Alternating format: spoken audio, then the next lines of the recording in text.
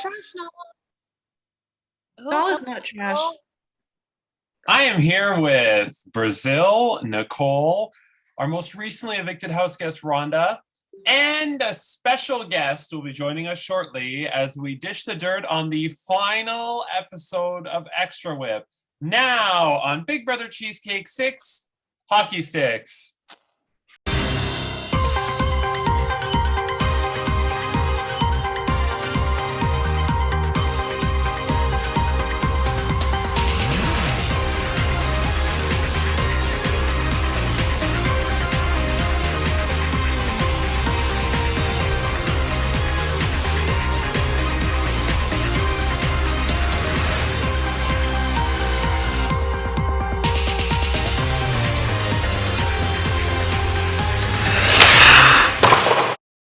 Hello, I'm Andrew Shesik Moonbez. Welcome to Big Brother Cheesecake 6 Hockey Sticks. It's day 79 inside the Big Brother Cheesecake house, and Rhonda is still alive, although evicted.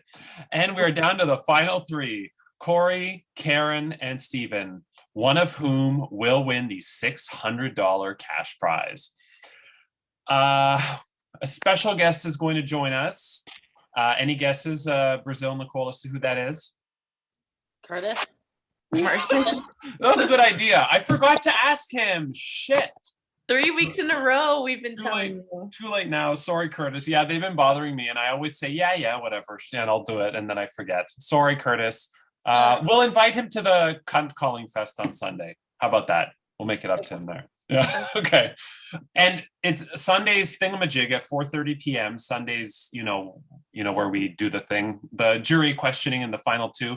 Rai is going to donate his Zoom Pro so Curtis can come and he can talk for hours. So there we go. So, Perfect. Giver, that Rai giving. What's that, Rhonda? I have a Zoom Pro too. That's what we use for other chats. So you can. Oh, good. We don't need Rai then. Screw you, Rai. Go to hell. Okay, so it's time to bring in our special guest. So I, with Rhonda's permission, I decided since for not 2 months, for over a month, you guys have been playing as one and you've been so unbelievably active. Like you've talked more in the last 4 days than Joanne did in all of All Stars. So it's only fair that for our final episode of Extra Whip, we have everyone from MmmBop come join us. And here they are, the final four. Oh boy. It's a party now if they're hello. Hello. Hey, why is my video not showing up? You're supposed to, the line was, what did I miss? That's how you're supposed to, oh no, that's the wrong person. Sorry, I guess your voices are. What, did you think I was Steven? Yes. Oh my god. Nobody can be me. Oh, thank you for dressing up for the occasion, Steven. I don't know what you're talking about. Hello, everyone. Congratulations. Yes, congrats. Rhonda, I'm just being an angel, like I always am. Yeah, you are. Rhonda's going to be seeing a lot of that in heaven soon. This is important. What are you talking about? She'll outlive us all. Andrew. So I'll start with Rhonda. First of all, congratulations all four of you on making it to the final four. Like I said in the episode today or yesterday, best final four ever. Okay. So Rhonda, That's kind of you that's how we unfortunately played the last few weeks. It's just like somebody says stuff and we're like, okay. You unfortunately finished in fourth place. You were so close. So my question, since you started with a 14 out of 32, that was your first guess. Was there any way, I know you said your job was ultra busy and I've been there being a transit operator. Was there any way you could have had like 10 minutes, like at some point in the day to like.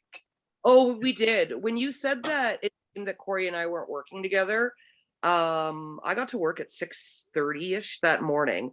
Worked for about an hour, watched your video, got the rules, and then I was the one that made the spreadsheet for Corey and started filling it in. And then when Corey was at lunch, he was texting me answers to fill in the spreadsheet.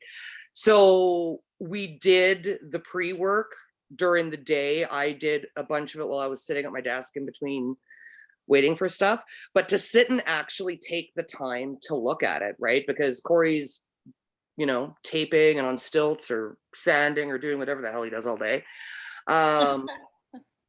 So it was, he got home and then he started filling in the rest of the spreadsheet. I did not finish working until 7:30 our time that night. So, and remember, Andrew, that's when I messaged you and went, how much time do we have? So to really start actually, like we did, like got the pre-work down, but then to really start looking at it, didn't really start looking at it. And so I quickly shot in one quick guess to you, which was 14. And then the other ones were like lower than that. Because I was So my best one was the first one that I did super fast. because I was messaging Brazil and Nicole's alumni chat saying Karen and Steven have been stuck at 5, but Corey and Rhonda haven't really started. So Yeah. We're like, what are you doing? It was bad timing. And then I can't speak for Corey. I was really tired by that point and I couldn't see, like, to compare. I mean, I had a spreadsheet, but I couldn't see the differences in the 3. And I started screwing up and I was putting them in and putting people in the wrong ones. And I just was like, I can't do it. You still did one. You still did one better than me. I couldn't get past 13, and I sent you how many, like 4 or 5 in that short amount of time. no. So first of all, so Corey didn't want any Survivor spoilers, but Heather won unanimously. Can you believe that? Heather won. Thanks. I didn't watch this season. Wait, you Yeah. believe me? No, Did you actually believe that? That would be hilarious. Okay.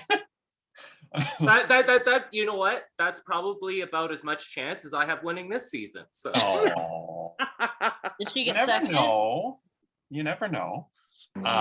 Steven, you pulled out that win at the last possible second. Did you think you were going to win when you submitted? Maybe, I don't know. Like, I think there's this preconceived notion that I just think I can win every challenge and then I'm super confident, and that's true. However, like, I brought Corey and Rhonda to the Final Four. Karen and I both brought Corey and Rhonda as well. Obviously, we've been working together for forever, and like, Corey has been pulling out second places, unfortunately, but fortunately for me, for, you know, the course of the season. Rhonda's won HOHs and POVs. It's not like they were just chumps and it was just going to be like a steamroll. Like, I expected that Corey and Rhonda were going to be working together, and they knew that Karen and I would be working together. Like, it was really just like, may the best kind of duo win. That's why we're here. That's kind of the agreement that we had from the beginning, and that's how we've arrived to this point. So to answer your question, like, maybe, I don't know. I really just said, okay, how would Andrew think? What dumb shit would he put here? What dumb shit would he put there?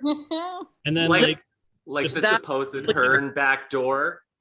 Oh, Yeah, so That is some bullshit. one of the clues was why don't you ask Nicole and Brazil what they think of that? one of the clues was What we think of what? the clue was just 2 words, was backdoored. And the answer was Hearn, because in week 9, he did not play in the veto, and then he was the replacement nominee. But he stayed, and But- there was Oh. ever no plan to get rid of her. Yeah, that would be confusing, Andrew. He was still Yeah. backdoored. Because Well, if you're back, Amethyst was backdoor. no, it was an attempt at a backdoor. It wasn't. Yeah. Yeah.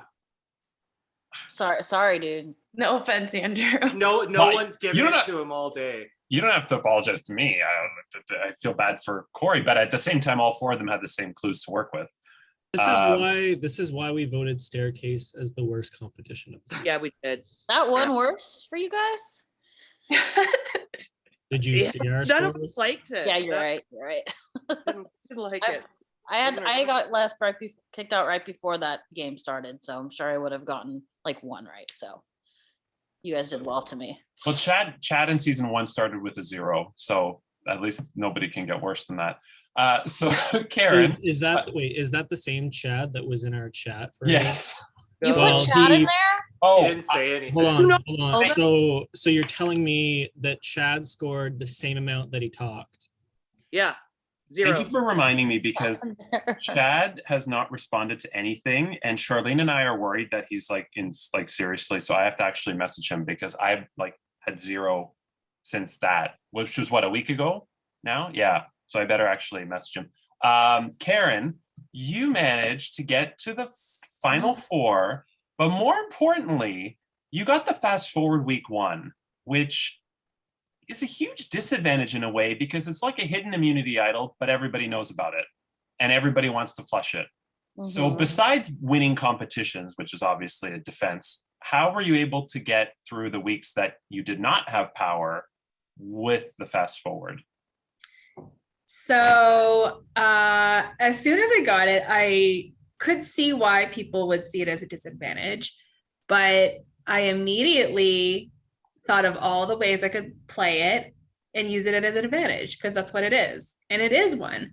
And so I immediately knew, well, the game is chosen for me that I'm going to play a shield role and I'm going to do it to the best of my ability. So I realized, and here's the thing, and I don't want to spend too much time, discussing my game because I might get a chance later, but playing a chaotic game is what I'm known for. And I'm going to use that because I have this fast forward. I can do crazy things. And for each week that I do a crazy thing, I'm going to tell people that doesn't matter. I'm going to play the fast forward next week.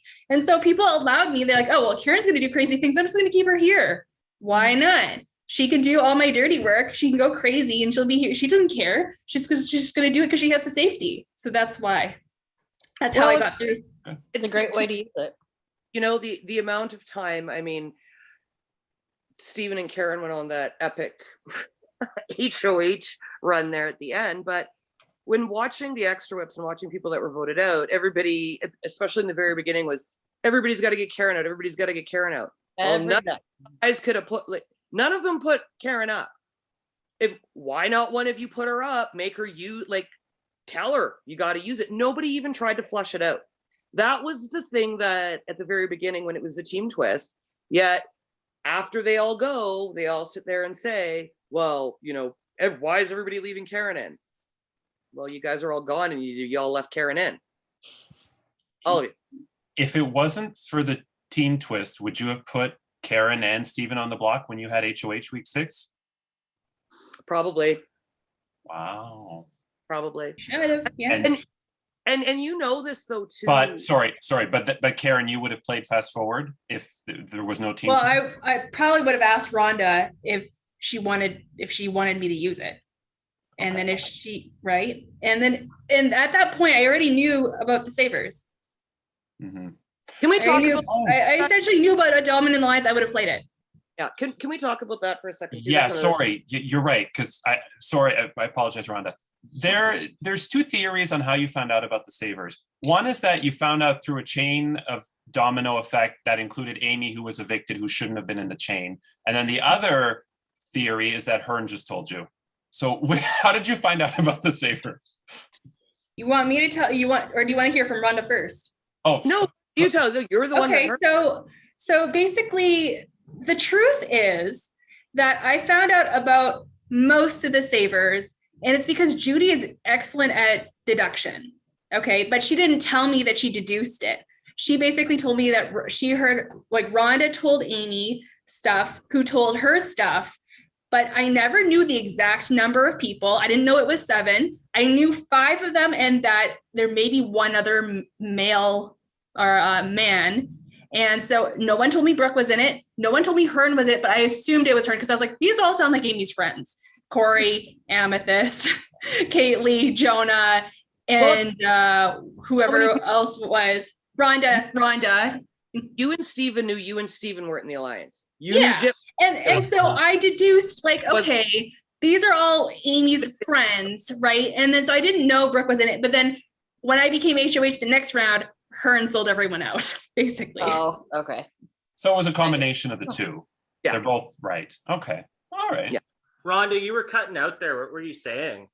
Well, it's just, when it was, there's 7 people in it. Stephen and Karen knew Stephen and Karen weren't in it. They knew Jet wasn't in it. They knew Andrew wasn't in it. It doesn't take much math when you have an alliance that's that big and 4 people aren't in it and there's only 11 or 12 people left to kind of figure out who the 7 are that are in it. If you know who's not. The other thing that was really telling that Karen and I kept having conversations about on the side is how much Brooke and Kaitley would go to bat for Jonah. Jonah, interesting character for the season, definitely pivotal in the development of the storylines that happened. Jonah liked power. Jonah loved power. Jonah loved having the influence over people. I remember a particular instance where he messaged Karen, and obviously Karen told me that I know how to control Steven if you want any tips. And we're sitting there and we're just like, I don't know about that. But the way that Kaitley and Brooke were so shy to throw Jonah under the bus and then kind of show their cards kind of helped confirm their allegiances and kind of where their priorities lied to us. Obviously, that's our perceptions, and that's kind of what led or was a catalyst to where we are now. Well, and then after I'd won the HOH, that was the first time I actually talked to Steven. After I won that HOH, I messaged Steven that night and said, I'm thinking about putting you up. No, it was after the fight. I was already up. It was right before the veto. It was right before the veto, right. So which we told nobody. Yeah. I had already talked to him because I had a sneaking suspicion. I had a sneaking suspicion before I won veto, and that's actually why I kind of wanted to throw it to Corey, and I didn't do a very good job of throwing it because I wanted to win it, because I kind of thought that the Alliance made a side deal somewhere, and I really actually was not surprised when Steven stayed. Corey and I we didn't know, but I had a feeling that they were going to flip the Alliance. They really wanted me to put up Andrew Salaby. They were insistent that I put up Salaby, and I made a promise to Salaby that I wouldn't.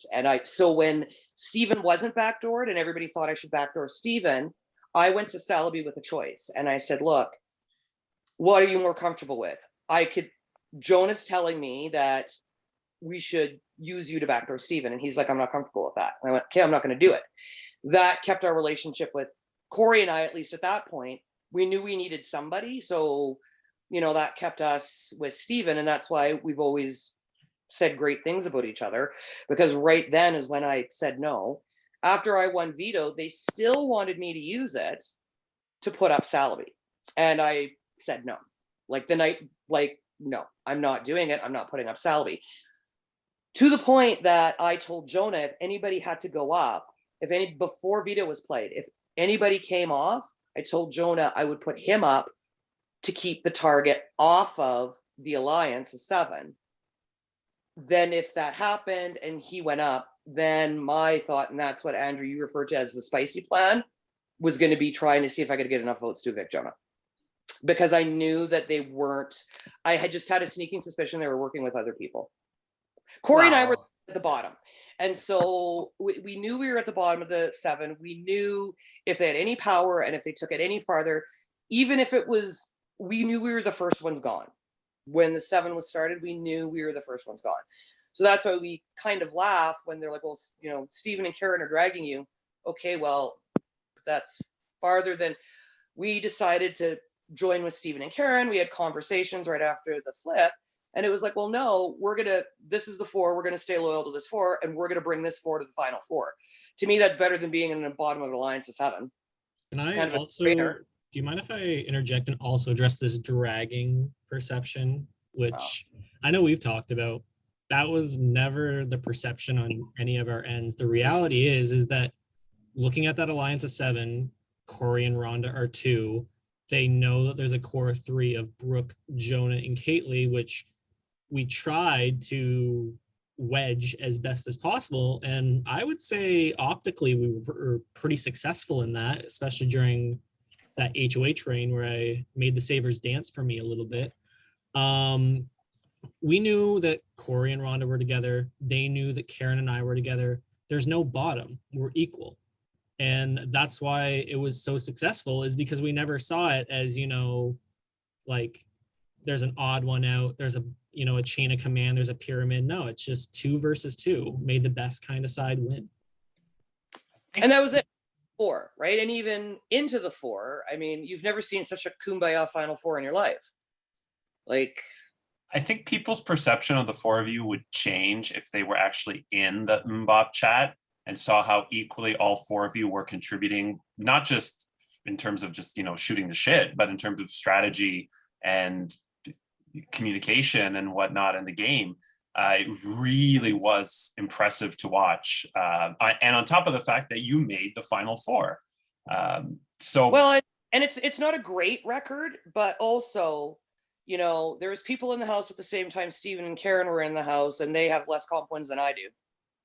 So Stephen and Karen are comp beasts. They did well, but I'm sitting, third or fourth on the list. So it's not like nobody else won a whole bunch of comps and was voted out. And do you know what I mean? It was Stephen and Karen through luck. A lot of you guys know Andrew's comps. A lot of it's dumb luck, right? Like dumb luck or, kind of knowing.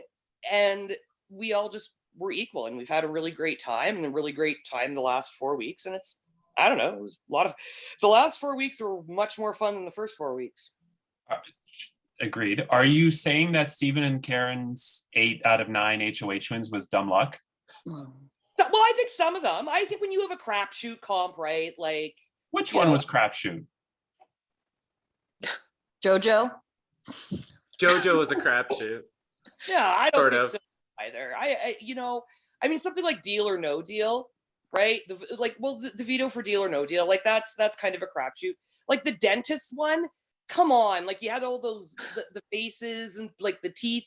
I mean, that's a classic comp, though. I feel that's not a crapshoot, though. The one with the eating the food was kind of crapshoot. I'm just trying to think of what I want. Yeah, I don't think the Little Kitchen of Horrors was a crapshoot either. Deal or No Deal, I'll give you. That one is quite a high luck element. That one, just your luck kind of games. I'll like say on this is like Karen and I did do the work that we could to put the odds in our favor in any possible challenge and possible situation. And you have to remember, there was competitions. I was right behind Steven. Absolutely. Yeah. Cheesecake survey 2, I had 9 out of 10, and then freaking 5:30 a.m. for me, I screwed up on clockwork. Yeah. And that's the thing I think people are like forgetting. Like, yes, am I confident that I can win? Yes, but I'm not taking them for granted. I knew that Corey was going to compete. I knew that Rhonda was going to compete, and I know that Karen's going to compete. Like, I'm willing to compete, and I'm willing to put in the work, and they are too. I'm not going to say that, I'm better at competitions than Corey, Karen, or Rhonda. It's just the way that the cards have been dealt and they've been laid out. Oh, let's face it, everyone's better than competitions than me at this season.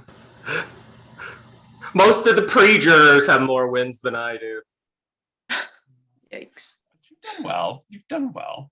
And, if you make it to final 2, having won nothing, that's still an accomplishment. Because it's not just about competitions. Ask Dr. Will in season 2 of Big Brother US. Oh, that's true. Brazil did have a question for Rhonda. I can't remember the exact question, but I've been in final 4 alliances a lot in my way too many org history. And sometimes 4-person alliances work really well, like the 4 of you, and sometimes they don't. And so I think Brazil wanted to ask Rhonda if you had won HOH in, like, say, the final 7 or 6, would you have taken the shot knowing that? No. Okay. Once, and I think that was why our final 4 worked really well, because there never was a question. This is what the 4 of us, no matter what happened, wanted the 4 of us to be there. It was Stephen in our Cheesecake chat at the very early stages of the game. Stephen always called the Cheesecake chat as Alliance chat. Right. Yes. Right. And so now the Cheesecake chat ended up being his Alliance chat because there's only the 4 of us there. He was foreshadowing. It was always, to me, once we made that commitment, that was the commitment we were going to make. And even after the first 2 weeks, we just worked so well together. We had such a great time. We were doing silly, zany things. We were, making up as many alliances as we could to tick people off so that Andrew would report on them and get them all crazy. We were making them dumb names like Western Appliance Limited and surprise birthday party for Corey and all this. We were having a good time. I really want to see what was in that chat because Andrew said it was hilarious, and it's like I wasn't in it, so I didn't get to see it. Whose idea was that though? All the names were my idea. No, the idea though to make 4 alliances with 3 of you. Oh, Steven came up with the idea initially that like we could game the number of alliance chats were in the game. And I initially had done that with Kaylee and Amethyst for fun one time because I wanted to solidify with them that I was with them, even though I was already doing this thing with Corey, Rhonda, and Steven. But I did it generally. I do really like them. And so I wanted to have this like inside thing, but then we just couldn't, Steven and I couldn't find the right people to do this with. We knew we needed 4. And I had even pitched this to I had mentioned it to other people. So Kaylee definitely suspected me when it first came out. And I said, look, yes, I'm in a group chat with, one group chat was No Fear with Corey, Rhonda, me, and Celebi. So I said, yeah, that's the group chat. I'm in one of them. But truly, I was in the 3 and I named them all. Yeah, it was a lot of fun. And just because because what Steven did in the very beginning, which I admit it irritated me in the beginning, but then I just started to ignore it if I didn't want to participate. But he would pop in and he would rile everybody up with a small thing. What did I miss? Yeah, he would post about, I'm going to leave an open Google Doc and you tell a secret about something or whatever it was. And it would just drive people crazy. Like literally drive people crazy. So yeah, sure, let's create a whole bunch of alliances, talk really stupid stuff, and then that has nothing to do with game. And Andrew reports on them, and people went crazy, right? So that was, kind of the method behind it, is just try to keep people going, keep their focus off of what's going on, and just try to keep their focus on the crazy things that are happening. To interject there quickly, all I'll say about that is this: I don't want to give too much away. I don't want to give the illusion away just yet. So close to the final, but people don't think coherently when they're under extreme pressure and extreme paranoia. A lot of secrets get spilled. A lot of information gets disseminated? Is that the word? I just wanted to use the word semen in a word because Andrew would enjoy that. And that's exactly what happened. You do a predictable action and you get a predictable outcome. I can't remember which chat it was in, but I purposely today, I think it was in the jury chat, I said anticlimactic, but I spelled it anticlimactic and nobody noticed, unless they just didn't think it was funny. But anyway, there were a lot of clues, Stephen, in your first 20-minute video, which I think was the best one out of all of them, that you were this genius, mastermind, engineering, smart, crazy, outrageously amazing person. And nobody seemed to pick up on it. They were just getting angry. And I think, Corey, you were one of them. Sorry. For smart. And he actually, in the Cheesecake chat, what was it that he said when everybody? I said, which I do stand by. I'm not lying. There are a lot of dumb engineers. But I work in construction. This is true. And I knew what he was doing. And maybe it's because I'm old. This is my first org that I've played. I've watched a lot of Big Brother, but I'm old and I get what people are doing. I understand people, I think. I get what people are doing. And, I think it's okay if I say this. When Steven asked for people the week he put me up, pro names, the top 2 name getters are the people I've nominated. I didn't give him any names. I'm like, I'm too old for this shit. I'm not doing it. And that was my mentality with it. So of course I know not all engineers are smart, but I tried to throw that out there to see what people would think, and nobody, I don't think, really kind of picked up on it. They were just focused on, I think, being more confused as to what he was doing. Okay, so I'm sorry, because we only have 6 minutes, I have to cut you all off. Andrew, let's just do a part 2. We're expecting it this time, so we can come prepared. We weren't expecting this at all. Yeah, thank you, Andrew. I wanted to surprise the two of you. Rhonda, my last question to you is, Did you ever in your wildest dreams think you would make it to 4th place out of 16 coming in? No, I wanted to go week 3, and that's what the plan was supposed to be. And Amy Let's didn't let talk about you. that. How dare she? Not at all. Let's talk about that for a second. My turn. Okay. When Kelly said in her extra whip how Andrew undersold the commitment to this, I'd never played an org. Andrew undersold the commitment to this. And I sat there the first 2, after like week 2, I'm like, I can't do this. I cannot do this for 80 something. Like, no, I'm out. So we were in alliance with Jonah, Amy W, Corey, myself, and Jonah were in an alliance. And I said, Jonah, here's your opportunity. Use this to do good things for yourself. Put me up, rally the troops, get them to vote me out. I'm done. So was And Amy. yet, So Andrew should be more truthful when he's recruiting people. Yeah. Well, Well, it's hard to get people to play, and they're like, I don't have time. So that's why I had my defense What do you is, think well, about- minimal participation required. Then you Don't give people give it an PTSD. on a Weird. silver platter. I wanted to go, and I'm in the final 4. So not going to hash out what fully happened there, but yeah. Yeah, but after that, you knew I wasn't gonna let you leave, though. Yeah. Then Okay, so but the last thing we have to get to, as Brazil and Nicole, they don't know yet, the results to part 1 of the 3-part head of household. So the qualifying quiz was that you had to guess who was the minority in the vote each week. Corey actually finished first with 10 out of 17. Karen had 9 and Stephen had 6. It was, or 7. Yeah. 6. It was harder than in most seasons because there were a lot of questionable votes this season, and a lot of people didn't seem to want to like really care who voted in the minority, as opposed to, I can't remember which was it your season, Brazil, where when there was a minority, everyone, yeah, Curtis was always on a witch hunt for who the minority votes were. Anyway, Flipped. so I'll do it real quick. Week 1, the 1 vote to evict Amy was Zach. Week 2, the 1 vote to evict Corey was Steven, because he voted wrong. Week 3, the 2 votes to evict Rhonda were Andrew and Joe.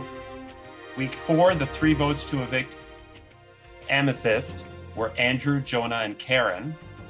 Week 5, the 2 votes to evict Hearn were Jit and Steven. Week 6, the 3 votes to evict Steven, you all had this one right, Andrew, Corey, and Hearn. Week 7, the 1 vote to evict Jonah was the alumni. And my clue there was that I said in the episodes. Unanimous. Yeah. Or- Alumni wasn't a fan of You him. did write house guests in the challenge description. Yeah. That's all right. I still put alumni for like 6 of them. I don't know how I got 10 right. True, yeah. Well, week 9, 3 votes to evict Hearn were Andrew, Brooke, and the alumni. And week 10, the 1 vote to evict Brooke was the alumni. But it all worked out for Karen and Steven, because when we played Deal or No Deal, Corey was in the front of the bike, Karen was in the middle, and Steven was in the back. And Steven, I expect you to create one of those little picture things with 3 people on a bike, and you're all like hugging each other on the bike. Anyway, we started Deal or No Deal, and I've got 2 minutes to do it real quick. So the first offer was 23,000. They all said no deal. Then 63,000. They all said no deal. Then 99,000. And Corey took a big risk and took the deal, which I wouldn't have done, but I get what he's doing. So You didn't say the $1 million was off the board, and that's there was a strategy. okay, so all right, so the million was off, so you expected the offers to potentially stay low. Okay, it's fair. I mean, it was a risk, and it almost paid off. Then the offer went down to 88,000. So now Karen is the one deciding, or the first priority of deciding.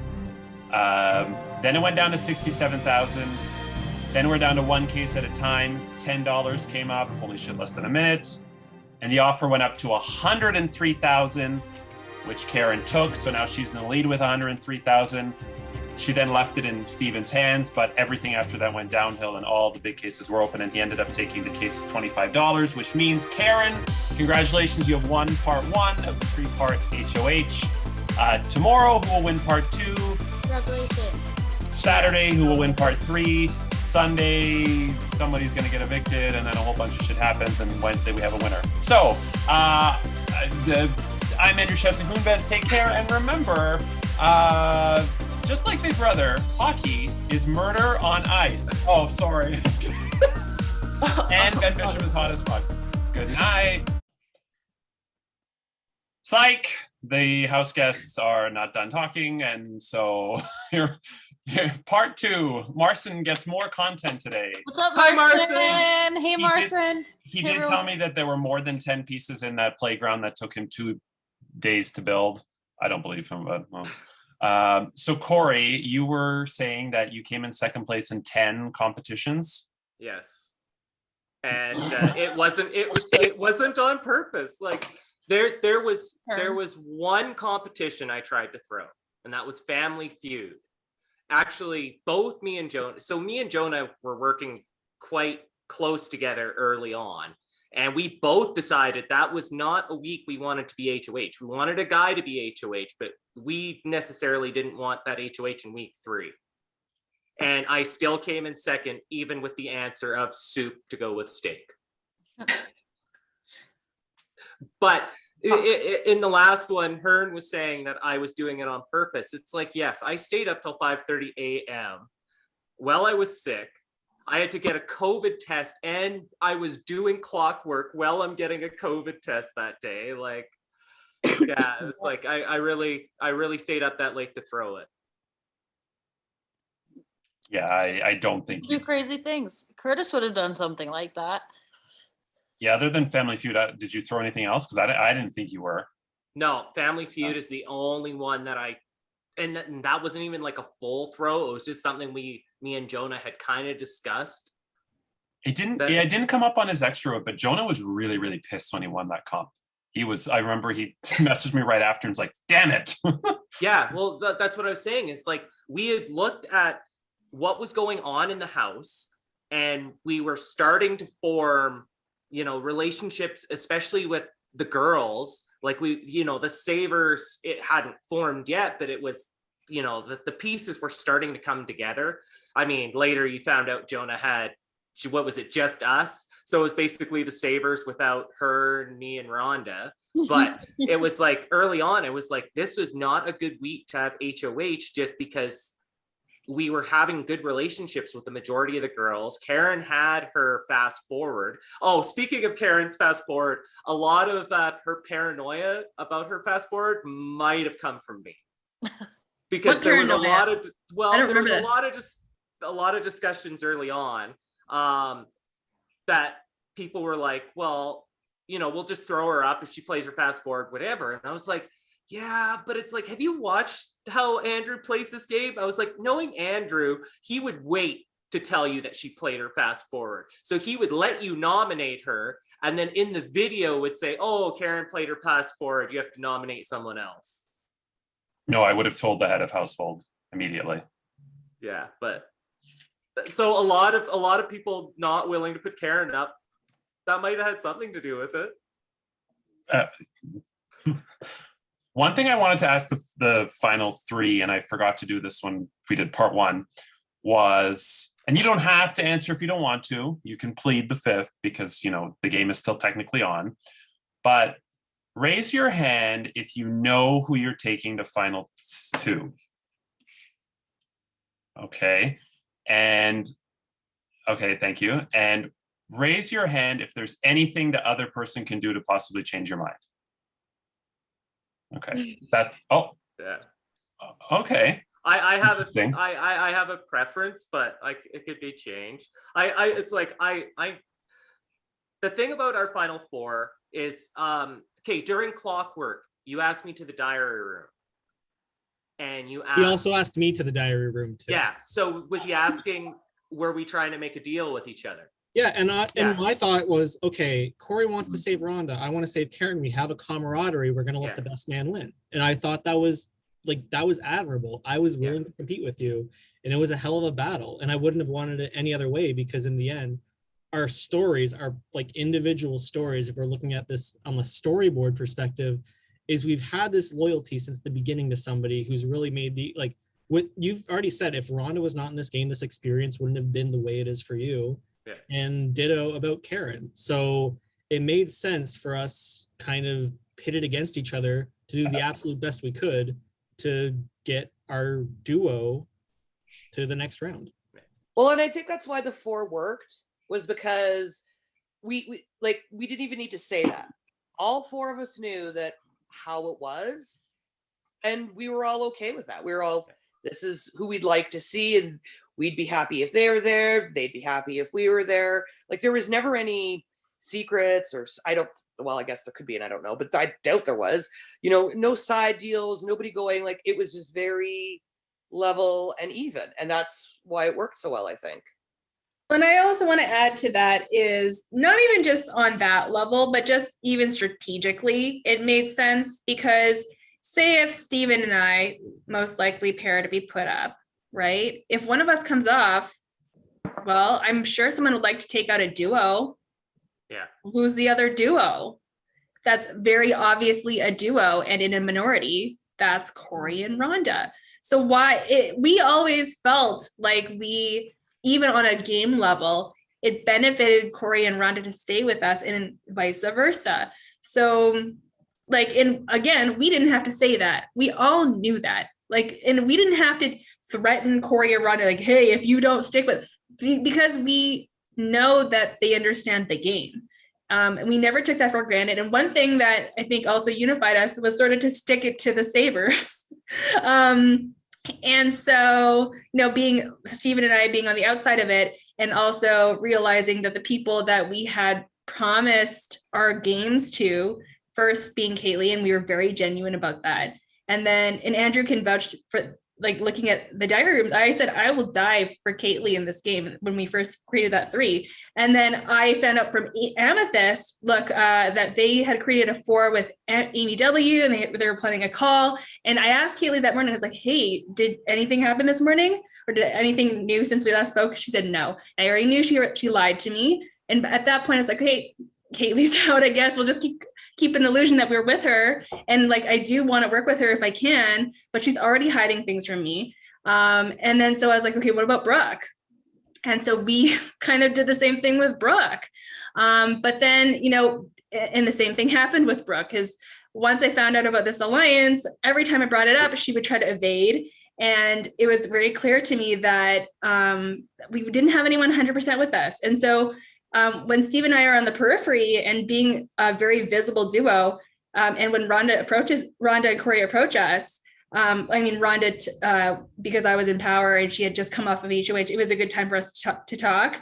And so when we talked to each other, it just somehow clicked. We're all in the same position. We had the same motivation to protect our duos and work together and form something where we're basically on neutral ground at that point.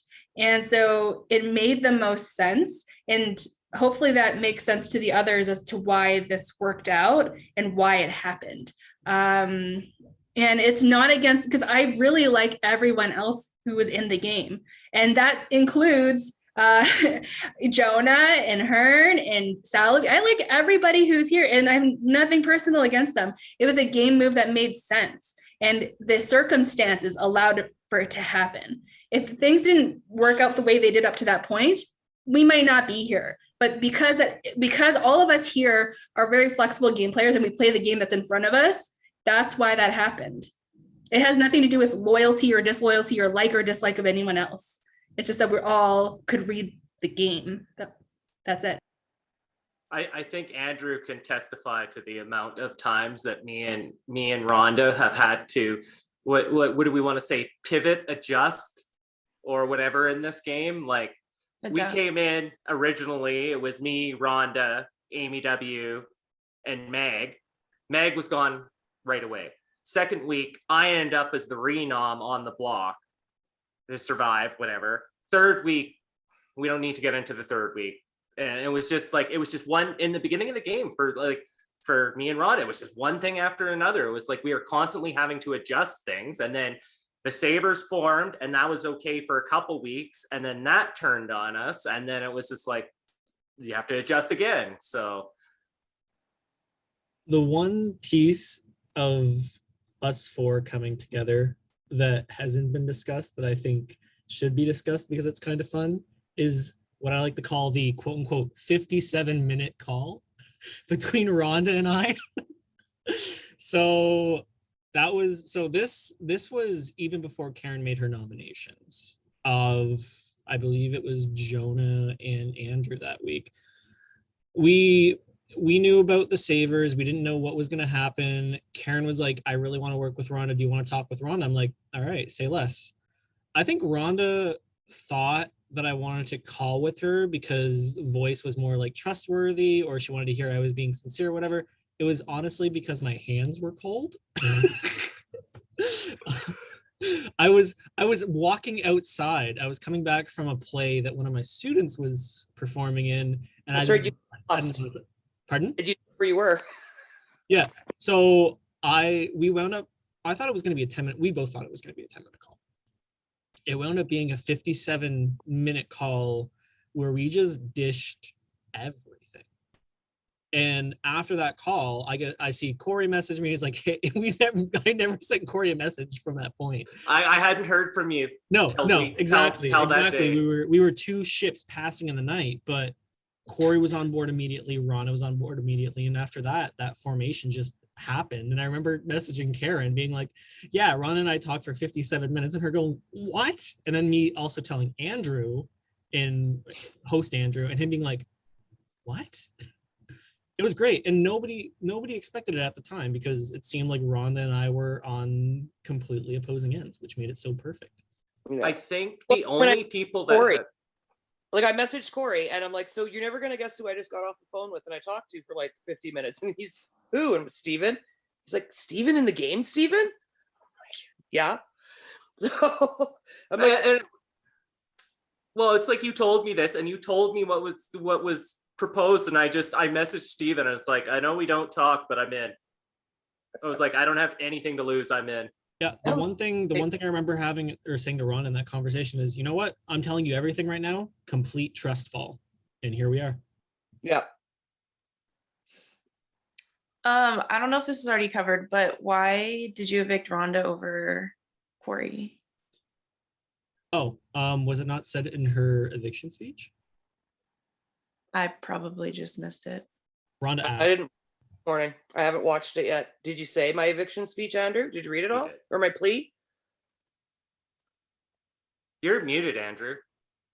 I kind of like him better that way. Yeah. It's also hard to pay attention to details when he's talking, like. So I can say that. Well, I did, but was that really why you did that? At the end of her absolutely, 100%. I would absolutely honor that. I didn't realize that. I thought you. Okay, so just to fill. Oh well, I messaged Karen, but I said that in my plea. I said Corey appreciated the game more. He always wanted to play more than I did. I was the one that, week 3 was disillusioned. He would appreciate being in the final 3 more. So I asked Steven in the plea, like to everybody, that if he would vote to evict me, if he was fence sitting, if he didn't know, evict me and let Corey battle with it. That's what I alluded to in my eviction speech, is I'm sure that the fans of the game and the jury would have loved to see me cut Corey at that point, but I was like, I'm not giving you what you want. The reality is we spent a month together in this game, and this game is a drag, not in like a bad way, by the way, like in an okay way. Like we spent every, okay, to each their own, I suppose. We spent every single day talking to each other and building a rapport, right? And again, not gonna kill the illusion completely, but that definitely was a part of why my social game strategy was the way it was. We'll keep a little taster if I make the finals. Don't want to give too much away. But when you talk to somebody constantly for a month, you have that trust and you have that loyalty. And Karen and I are on the exact same page of being like, we just like these two people. If we're not going to win, we'd like to see them win. Like, why do anything undermined? Rhonda asked to go, and as per Rhonda's wishes, she went. Okay, so I didn't realize that. I thought that was the plan in the first place initially, and that I had no plan. I genuinely had no plan. Until Rhonda did that, as soon as I lost that competition, I was like, I don't think I'm going past this. I thought I was done for sure. Because I figured, and you don't have to confirm or deny, I figured that because Rhonda won, and I think Brazil Nicole, you and I in our chat said the same thing, that because Rhonda won 3 and Corey won 0, and Rhonda had also complained that she had a really busy week at work ahead, I figured you were going to try and capitalize on that and take the bigger threat of the 2 of them out. But I mean, and you don't have to, you've already. I'm gonna say this, Andrew. I Yeah. kind of like having big threats in the game. It's a thrill for me. You know? And I mean, that's why I kept Corey and Rhonda and didn't take or even consider any alternatives. Is we can talk about Corey not winning competitions, but if you look at Corey's average score in competitions, it's a lot higher than a lot of people in this season. Rhonda has won competitions, she's proven it, and she could win again. I never came in, as I said, like, am I confident in my abilities? Yes. Did I think I could win every single one? Sure, absolutely. I'm that confident in myself. This is not new territory for me. I know my friend Judy. Hi, Judy. I know you're watching right now. It's me, Steven. I'm your biggest fan. She touts about her games. I held a record in another org for the most challenge wins that wasn't broken for 5 years. Like, this isn't new territory for me, but at the same time, I don't come into every challenge thinking I'm going to win.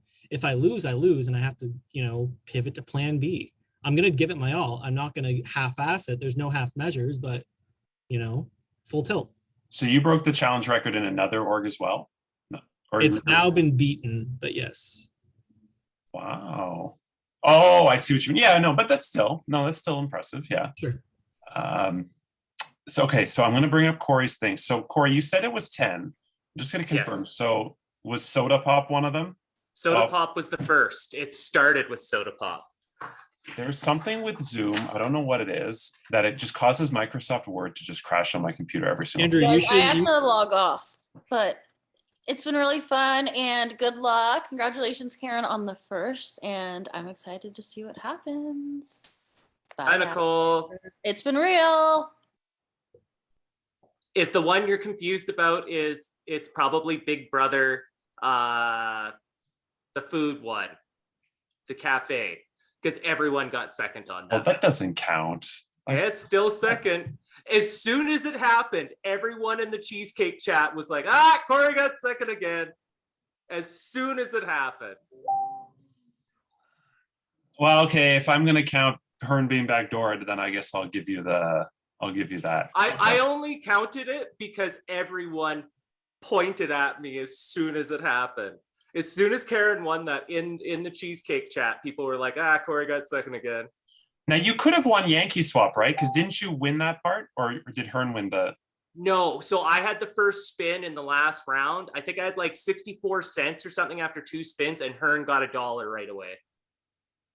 Oh, okay. So you took the Sex with Bernier Yeah. second last. Okay. Oh, I thought maybe you won that part, and then Hearn was on the block, so I knew if I took the veto, he would just take it. It would have made my week 2 a whole lot easier had I won it. Oh, okay. I got you. All right. So it was Soda Pop. It was, sorry, are you counting Yankee Swap then? Yeah, of course. I was Right, okay, that makes second in sense. there. Yeah. You're gonna make me go through my notes again. Yeah. I want to confirm this. You didn't play and it's in the bag. No, I didn't. Okay, so we have Soda Pop, Yeah. Yankee Swap, Yeah. Family Feud. I was second. I was behind Jonah with the most points. No, Andrew. It was Andrew. No, Okay, you said second. me. You know that you I guys. feel like we're hemorrhaging viewers here. And Marcin might not even stick around for this. Do we really have to belabor this point? This Marcin is will just be the here. podcast host and me. Oh, Sorry. you're right. Okay. Sorry. Fine. He's right. I'm gonna take your word for it, Corey. You got second place 10 times. We can I can send you a list after because I Okay. marked it all up because I was like, God damn it, it really is that bad. Like when we were trying to do our eviction episode last night in Cheesecake, and we were hemorrhaging viewers, and we had to keep going to commercials, Karen. Andrew didn't even mention that on the episode. Oh, we do our own little stuff every time for content. Last night we did our own eviction episode with gifts to Julie Chen, and Karen was directing, and Corey was Julie, and I was. And everybody was throwing up. Yeah. Yeah, Creed made a cameo in the background, and I started vomiting, and then everyone else started vomiting, and the audience started vomiting. That was part of the what happened last night in the episode. It was So- live too. I meant to clarify it was not because of COVID. It's just because of Creed. It was just because of Creed. I mean, I feel bad for that. I mean, you guys have given me so much content. It's like unreal. This is the first season where the episodes have gotten longer at the end because there's more going on somehow than at the beginning. The first 2 weeks I was struggling. I was like, what am I going to talk about? Nobody. We were all getting along way too well in the beginning. Yeah, that was weird. Yeah. And I feel bad for Brazil. Admirable, but weird. Yeah. You're welcome. Yeah. Brazil, you Yeah, gotta it was- remember a bunch of us are newbies too. Like it was my first, Rhonda's first. I believe it was Jonah's first, Amy W's first, Andrew's first. Like, I think it was Brooke hasn't played one before, has she? No. So it was Brooke's first. So it's like, yeah, you. But So- I feel like if it's your first time though, you don't necessarily know that that's, I don't know, like you're supposed to Yeah, act but but at the same time, you're trying to feel everyone out too, right? I guess you're a super fan, so I guess maybe because there was Well, yeah, like a lot of super fans this time around. Exactly, Brazil. So I think just based on what like my read from week one is we had people like Corey, Rhonda, and Amy who are experienced, like their experience in terms of viewers. They know that rocking the boat too early is not great. And that's where you had people like Andrew who would create alliances without asking people because he didn't know. Like that's an org thing that you really shouldn't be doing. And so but that was the most kind of, but people sort of just like brushed it off because it's so early. So it didn't really matter. But because, and just whatever drove Andrew crazy, that actually was kind of not driving me crazy, but I was getting stir crazy. And so as soon as Kaylee won, I had already developed some rapport with her. I basically flipped the house upside down because I knew that sort of safe sort of game did not suit what I wanted to do. So that's why I had sold out Corey's Alliance of Six and Jonah having his hands everywhere. I was like, Jonah cannot have this. I'm going to do it. And it didn't work after week 2 because he still ended up having an alliance. He was HOH. He was able to kind of do what he could. He did what he could at the beginning of it. It didn't work out well by the end of it. But I was trying to do my best to kind of stop groups from forming because it was so nicey nice. And I was like, well, this doesn't help me because I'm playing this shield role. And if everyone's just going to start grouping up together, that's a problem for me.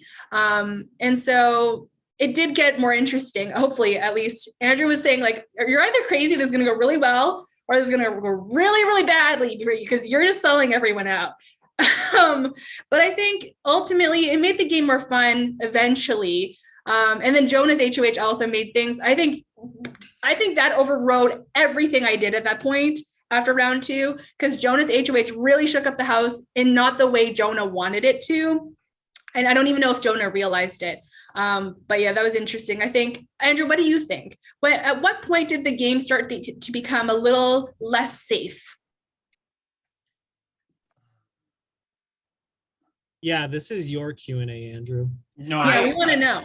I have some theories on this. I think there's a couple big weeks in this game. And I think the 2 biggest ones were the Judy eviction and then the Steven eviction. Those 2 weeks turned the tide of the games. Because after the Judy eviction, you had the Sabres form. And then after the Steven eviction that Jit got evicted on, you had us form. Eviction. the obvious, yeah, Lack of eviction. Y'all wish you could have evicted me. the obvious answer is the Steven eviction. And because that's when the conference twist ended, that's when MmmBop was formed, and that definitely was a turning point in the game. But the question, Wait, Andrew, hold on. What was formed? MmmBop. No, There's no alliance named MmmBop. That's not the name of the alliance. no. But Try again. oh yeah. Nice. But Karen's question wasn't what the turning point of the game was. The question was, when did the game stop being nicey nice and turn into more of a thing? And I do think it was the Judy eviction because she didn't go quietly, especially with what she said to Jit. Her extra work was the first one where she was kind of critical of people's games, as opposed to just, being, drunk on the street saying, I didn't say good morning, that's why I'm here. So, so Judy's eviction, that was, for me, that's when the game turned on a lot.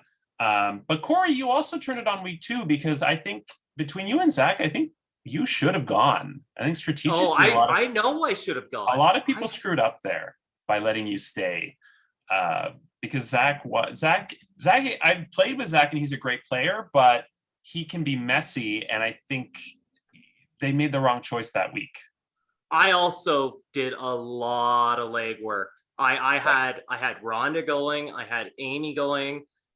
We put in a lot of legwork to make sure I had votes.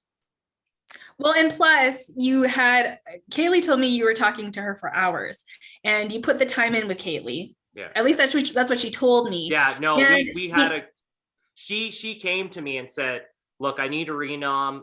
I'm probably putting you up. I don't see you as the target, but I was like, and I didn't immediately throw it out. Like, I didn't want to do that. No, you can't do that.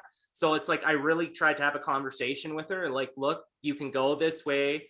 I didn't think I was as safe as she thought I was, but yeah, we talked for a long time that night before I was put up. I also want to give, but in terms of you going, you staying with so many votes, I also want to give credit to Kaylee, because that week when she became HOH, everyone wanted to work with Kaylee. There isn't anyone who told me like, I don't want to work with Kaylee. And so basically when she basically went to everyone and asked if they would vote to keep you. Yeah. And I don't think anybody wanted to go against Kaylee, in addition to what, like, you put in the work, and so it made her really want to keep you too. But I think she had some sort of magic aura around her, because everybody, and Andrew's nodding. And that was the reason why I put so much time into her week 1, because I was like, Kaylee is magic. I already know. I just know she's magic. And credit to you for doing what you needed to do in order for her to do what she needed to do. Because it was other than Jit, who was pushing for you. And I do take a little responsibility for that, because I had outlined to him what the layout of the game was. And so he thought Kaylee and I wanted you out, which that's not necessarily, I didn't really care who went. Oh, sorry, Corey, but I just wanted the game to be a little more fluid, right? And so I had to be like, no, Jet, like, Kaylee wants Corey to stay, and you're right, Corey is a target, or not target, he's a threat. In that way, he's busy in the game, but I had to be like, no, Jet, that's not what is happening. But yeah, that was an interesting week. Yeah. For sure. About Kaylee being magical. I mean, that week she was HOH. I thought, if this girl is like, she could very well win it. She's one of the ones that really early on, I thought really had one of the best chances. I always thought you did, Karen, but Kaylee was one of them as well that I thought really was going to go super far, actually. Because everybody went to her, and she had whatever it was, that it thing. And yeah. Well, she's super nice, but also she gets the game. And so when you talk to her, she knows how to give you like positive supporting comments about that. And she gets the logic. And she's just a very nice person. Yeah. And you can just tell even through text, like people's communication styles. Why wouldn't you want to? Okay, so I have a question for Karen and Steven. So, being that you've played a lot of orgs, I have. Not really. I've only played 2. Karen has played 2. What? Two big one, two what I would consider like legit, like long, like really hard games with video calls and stuff. I've played like a couple, like one was based on love reality shows. Okay, does that really count? Not really. So I played 2 orgs plus a couple casuals. But yeah, what's your question? And I've played 3 on that kind of criteria, not including this one. Okay, we played way less than you have. Here, but I'll say this. Sure. The first game I played was in 2015, and I've hosted that series since throughout. So I've seen a lot, I suppose. So the experience is still there. So my question my question was going to be, if you were to recommend to Corey and to Rhonda, if they were to say, hey, I want to play a second one, which org would you recommend? I know, but this is an open advertisement. Do you mind if I take the floor, Karen?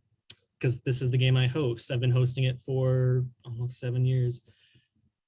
There is a game I host called Endure. It is a survivor-based game. The tagline that I would give it is the ultimate mindfuck. You think Big Brother Cheesecake is a grind? Endure is 10 times worse because they break you mentally and spiritually through their challenges alongside the social game. I definitely think there are people in this cast who would be very interesting to see apply and or play. Jonathan Oliveira has played, and Jonathan Oliveira was my favorite in Endure 9, which one Karen Mack was also in. It's an incredible game. There's a lot of meticulous planning in it. It's a very intelligent community, and all I'll say is good luck. Yeah, I would say to a couple or a few people in the game and the cast, I feel like they would do really, like, they'd be great for the game. Others, I would say probably not. Like, it really wrecks you because it makes you want to play so badly. And I just want to say, people were questioning me, in the final 7, 6 or whatever, why would you want to take Corey or Rhonda over me? I haven't won anything. Here's the thing is I've played Endure. I feel like it's the hardest game out there. I personally think it's the hardest. It's known to be one of the hard, and people who play Endure never shut up about it because they've been so invested in it. The interjection I can make here quickly is people who have went to play their first game in Endure have went on to win a bunch of other games they played afterwards. And so here's the thing is I only played that game for 2 weeks. I got screwed because of a twist, but in that game, I proved to myself I'm a good player. I don't need the win here to prove to myself anything.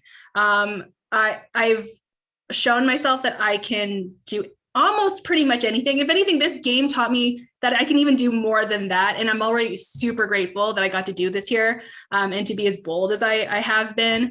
But I think the value in this game has been able to do all those things, meet some really great people. And I too also host a game, which does overlap with Endure in a couple of the hosts. And a lot of the players who have played Power have played Endure, and that's Power. The game is called Power. I don't know if I'm going to be hosting the next season. We'll see. But I will be helping in planning it. There's a couple challenges that I've hosted before, and they're really fun, and I hope to continue them.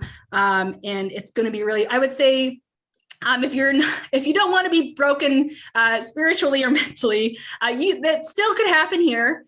We have seen tears in the past, but it's a very good game and it's very well run. And so that would be another game. And then if you want to do another Facebook game, though, I know the people who can, I can refer you to. So there are some other, Gurman's Hell on Earth, very fun.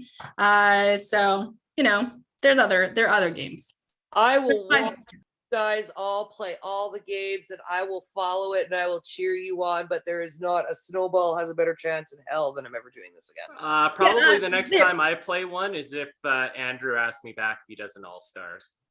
If anyone out there wants to even just view a game, so there's something called like a spectator's lounge or a viewer's lounge where you can actually observe a game that's being played. So you get access to basically what's happened. Like the producers or production will update the viewers on what's happening in the game. You might get access to diary rooms or survivor confessionals. And it's a really good way to learn how the game is played and what kind of mistakes people can make and how you can learn from them.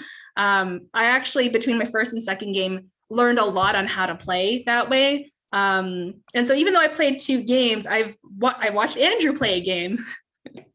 And I watched Andrew play one of his most recent games, of the many recent games he's played.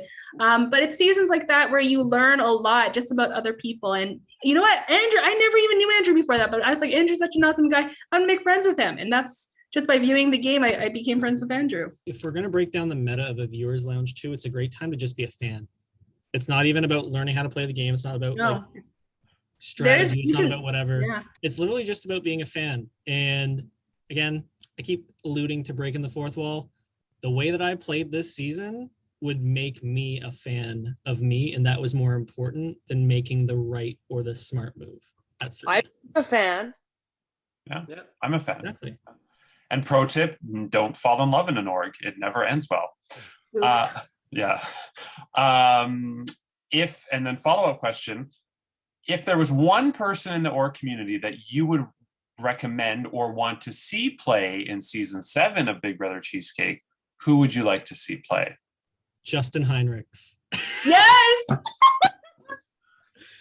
Who is I've played with him before, and the thing that annoyed me about him is I was on the opposite tribe as him, and the competitions, any competitions that had to do with like the fastest to ring in, his internet connection is like outrageous. It would be like question ping, and he would have the answer immediately. So if you were on the opposite tribe of him, you were always losing those comps. And so I was getting annoyed. So when it came to a tribe swap, I was like, I just want to be on Justin's tribe just so I can win every single time. The reason why someone like Justin is would be perfect for like any kind of Facebook game is he is so blunt. Like he will just say whatever and just be like, hey, I think politics is a great topic of conversation. Let's talk about that. Or like, but not even just on that level, just even game level, be like, he'll just ask you a question that no one would ever ask. Ever ask. And the way he approaches things, it's so unexpected and so like socially not like what you would expect that people just be like, it's Justin, whatever. And we have a minute left, but Justin would be so good. He would be so good. Yeah. Also, shout out to Eliza Scruton as well. I would love to see Eliza play this. Eliza would be great. Okay. Well, there will not be a part 3. Sorry, Marcin. But with that said, what did I say? Who will win part 2? Who will win part 3? Something else. Then we're going to have a jury round table. Somebody's going to be called the C word. Rai is apparently not going to be there because we don't need him anymore for his Zoom. And unless you want to meet Rai. Do you want to meet Ryan from season 6 of Canada? I do, because I heard he's not a fan of Chanel. Chantel, sorry. Oh, yeah. I don't know names. Yeah, he is Chantel. I've met Ryan a couple times. I like Ryan. So yeah, and then the 1 week from yesterday, today, I don't know, we're gonna crown a winner. So I'm Andrew Shestak Moonves. Take care and remember, hockey is murder on ice. Live fast, eat ass. Yes, I approve. Yes. Good night.